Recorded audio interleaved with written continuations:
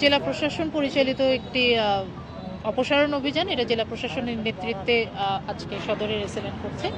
আর কক্সবাজার উন্নয়ন কর্তৃপক্ষ তাদের তরফ থেকে সরকারি স্বার্থে জেলা প্রশাসনকে সার্বিক সহায়তা প্রদান করছে, সেই উদ্দেশ্যে আমি আজকে এখানে এসেছি।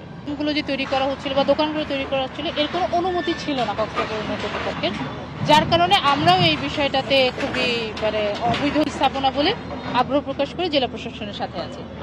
আর অর্থর মূল্য বা এলাকার এই বিষয়গুলো আপনাদের জেলা অবৈধ স্থাপনা যেন কক্সবাজারে না থাকে, এটি কক্সবাজার উন্নয়ন কর্তৃপক্ষের একটি ম্যান্ডেট। আমরা চাই একটি পরিকল্পিত সুন্দর পর্যটন নগরী, তো তারই প্রেক্ষিতে এইরকম থেকে আমরা নিয়মিতভাবে অপসারণ অভিযানটা করব। তো এটাই আর কি মেসেজ, যে কেউ যেন অবৈধ অপসারণ না করে থাকলে সে যদি নিজ উদ্যোগে সরিয়ে ফেলে তার অর্থনৈতিক ক্ষতিটা আসলে কম হবে।